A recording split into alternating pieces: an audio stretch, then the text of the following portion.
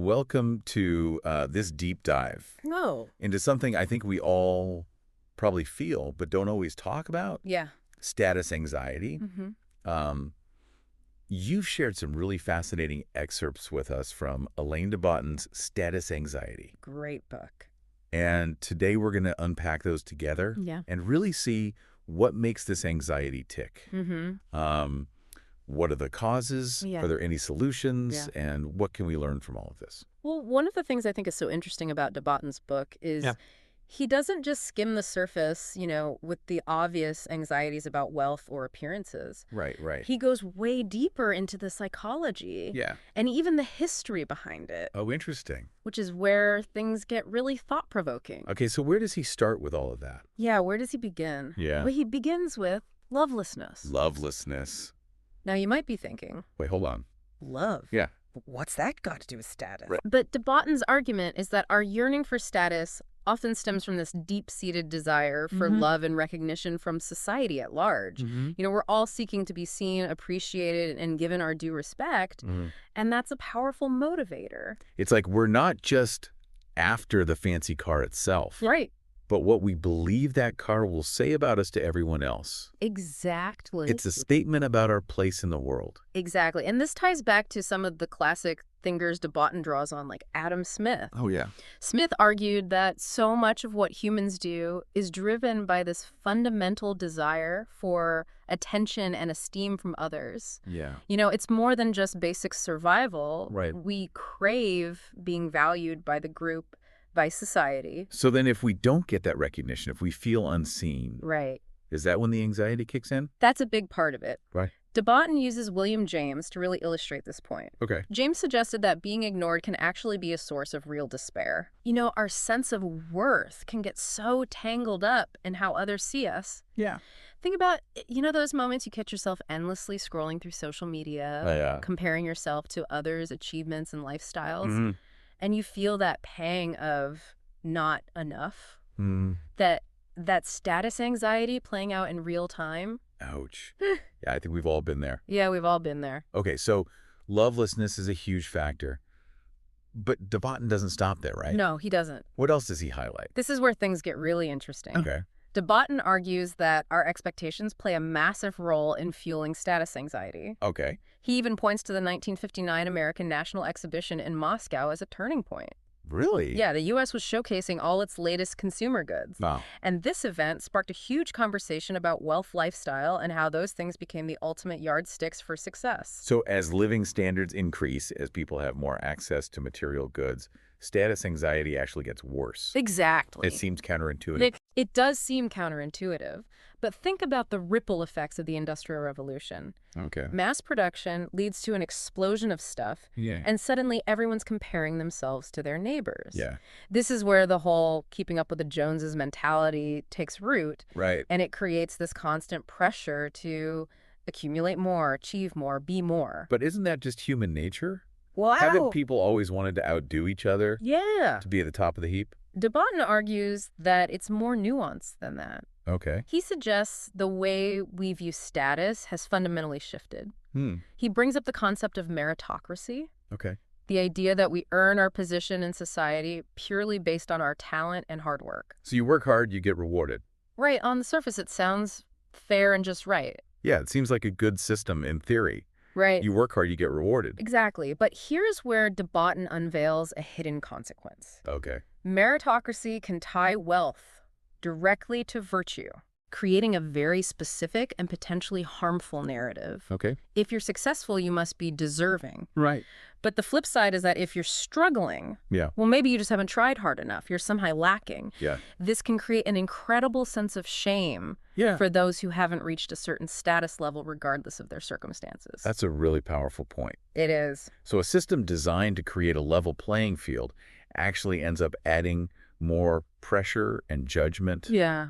That's pretty unsettling. It is. And it leads us to wonder, does meritocracy truly foster empathy and support? Right. Or does it inadvertently breed judgment and a lack of compassion for those who might be facing challenges we don't see? It makes you rethink the whole notion of a fair system. Okay. I'm starting to see how all of these pieces fit together in a way I hadn't considered before. Yeah. So we've got lovelessness and the pressure of expectations feeding into this anxiety. Where does de Botton go from there? He introduces another major player, snobbery. Snobbery. To illustrate this, he asks us to think back to childhood. Okay. We were loved unconditionally without any strings attached, right? Yeah, of course. But de Botton argues that as we grow up, that pure unconditional love often gets replaced by conditional attention. Okay. And the condition, you guessed it. Status. Right. It's like suddenly the cool kids in school only pay attention to you if you have the right clothes or the latest gadgets. That's a really relatable way to put it. It is. And de Botton points out how media amplifies this dynamic, constantly bombarding us with images of wealth, beauty, and glamour, which creates this feeling that we need those things to even be worthy of attention. Right. It fuels this cycle of insecurity where we try to protect our own status by looking down on others, becoming the very thing we might resent. That's a tough pill to swallow. It is. We become the snobs we might have disliked in the past. Yeah. Okay, so we've got lovelessness, unrealistic expectations, and this cycle of snobbery. Right. Is there anything else de Botton uncovers in terms of the root causes of status anxiety? One more key piece to this puzzle is dependence. Dependence. De Botton highlights how in our modern economy, we're incredibly reliant on employers. Oh, yeah. For our financial stability. Right. Our livelihoods, our ability to just live are often tied to a single source. Yeah. This makes us inherently vulnerable. Right. Because so much of our perceived status is tied to our job title, our income. Yeah. Things that can change in a heartbeat. So even if we manage to make it achieve a certain level of success, there's this underlying anxiety that it could all vanish overnight. That's the fear that feeds status anxiety. Right. Even at the top, there's this nagging sense of not being good enough, of not being secure. Yeah. And this vulnerability loops right back to those feelings of lovelessness and the desperate need for external validation. Right. It's a truly vicious cycle. Okay, we really just scratched the surface here. Yeah. But I'm already seeing how deeply ingrained this whole status anxiety thing really is. Yeah, it is. It's almost like it's woven into the fabric of how our society operates. You've hit the nail on the head, and now that we've explored some of those hidden causes, de Botton unpacks the big question is, are there solutions?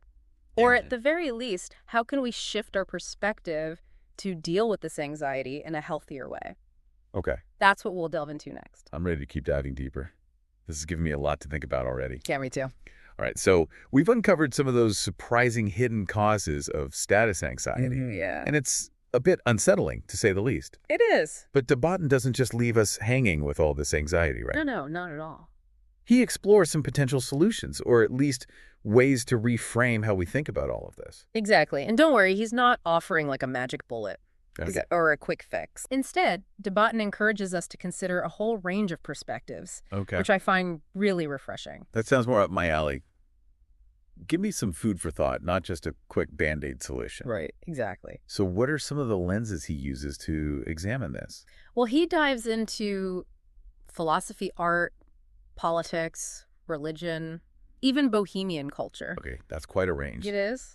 Let's start with philosophy. Okay. How can something as seemingly abstract as philosophy help with something as deeply human? Yeah. And let's be honest, sometimes painful as status anxiety. That's a great question. Yeah. Well, de Botton takes us all the way back to ancient Greece. Okay. To thinkers like Socrates and Diogenes. All right. And what's fascinating is that they actively challenged the very idea of needing external validation.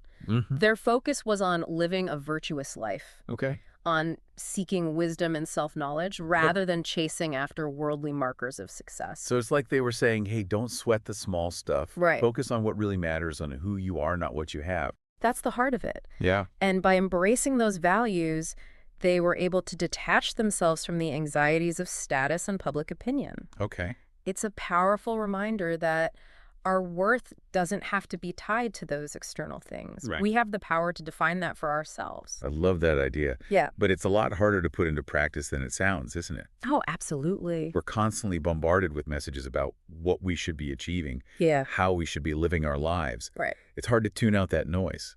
You're absolutely right. And de Botton acknowledges that it's not an easy path. Okay. But he suggests that philosophy gives us the tools to critically examine those messages, to question the assumptions they're built on, and ultimately to choose what values we truly want to prioritize in our own lives. Yeah. It's about reclaiming that agency. So philosophy is about self-reflection, about stepping back and reassessing our priorities. Exactly. That makes sense. What about art? Art. How does art fit into this puzzle? Well, art has this incredible ability to hold up a mirror to society, to critique the status quo in ways that other mediums can't. Right.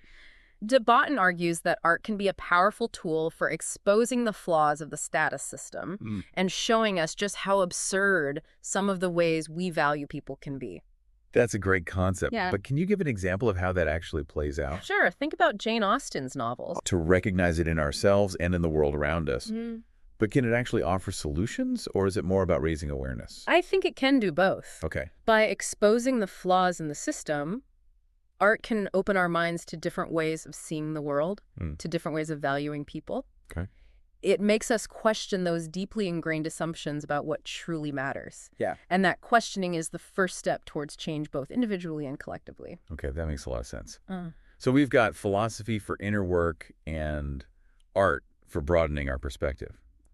What about politics? Politics. How can political action help with something as personal as status anxiety?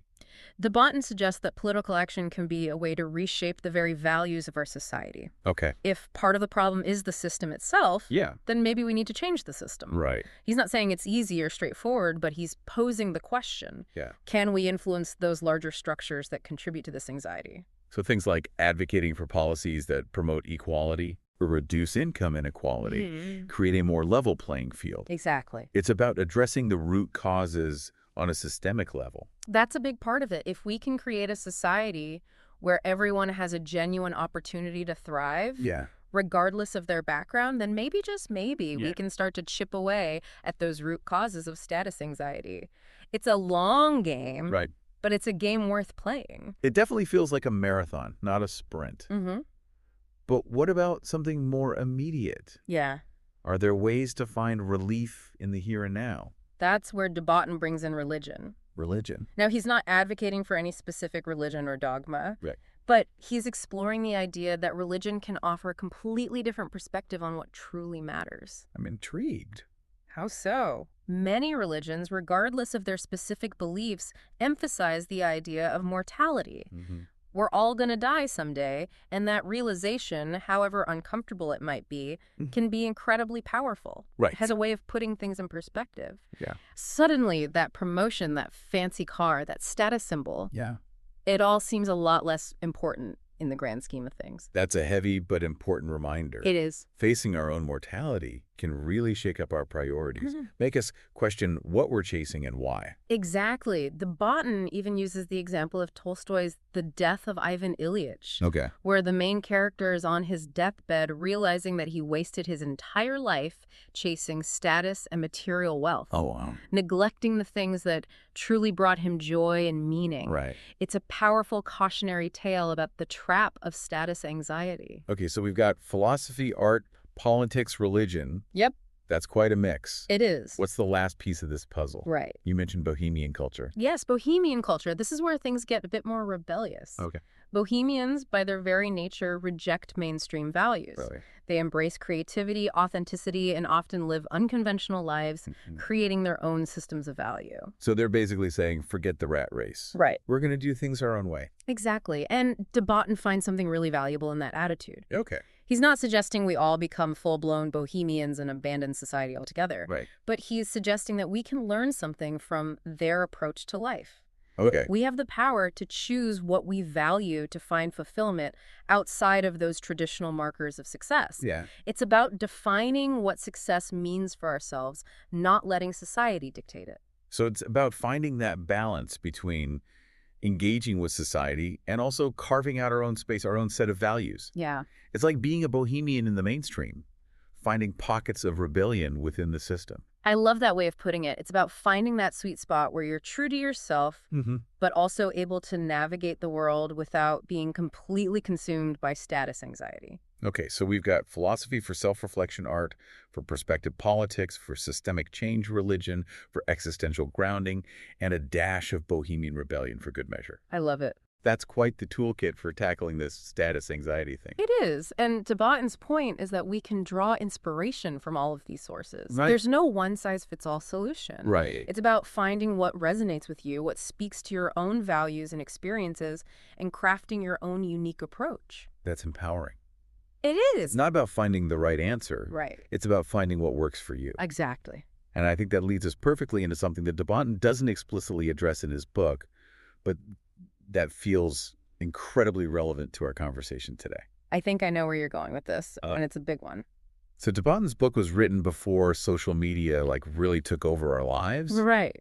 But it feels like this whole idea of status anxiety has been amplified tenfold in the digital age. Absolutely. It's like we're all living in this constant feedback loop of comparison and validation seeking. It's true. If status anxiety is rooted in our dependence on external validation, then social media has become this breeding ground for it. Yeah. We're bombarded with these carefully curated images of other people's seemingly perfect lives. Oh, yeah. Their vacations, their achievements, their flawless selfies. Right. It's like this never-ending competition for likes and followers, which, let's be honest, are just digital versions of those status symbols the bot talks about. And it's exhausting. It becomes so hard to separate your own sense of worth from those external metrics. It is. Like if I don't get enough likes on my latest post, does that mean I'm not interesting enough? Right. Not successful enough?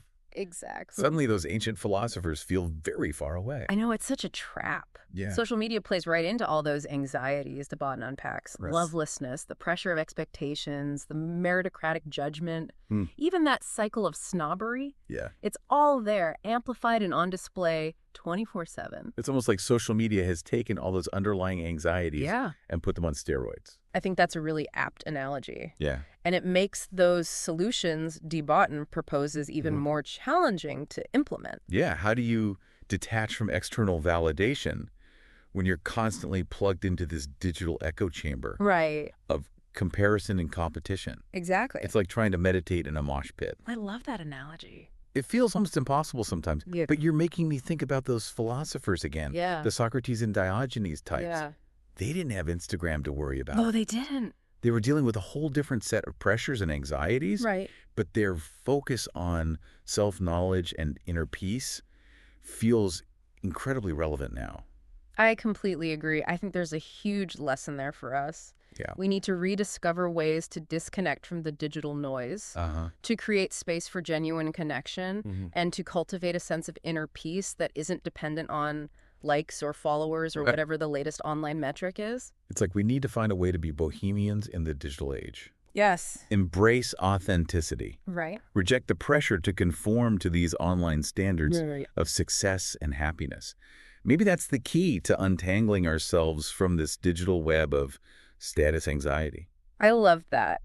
It's not about abandoning social media entirely, but about becoming conscious users. Okay. Remember those values Debatten talks about. Philosophy, art, politics, religion, even that dash of bohemian rebellion. Right. Maybe it's time to apply these principles to our digital lives as well. So instead of chasing status online, we focus on connecting with people in meaningful ways. Yeah. Sharing things that truly matter to us. Right. And not getting caught up in the numbers game. Exactly. Easier said than done, but I think that's a goal worth striving for. It's a great starting point, and maybe, just maybe, if we can start to shift our relationship with social media, we can loosen the grip of status anxiety, both online and offline. Right. It's about finding that balance, that sense of perspective that allows us to engage with the world without being consumed by it. Wow. This has been such an eye-opening deep dive. It has. We started with this feeling of anxiety that I think so many of us experience. Yeah.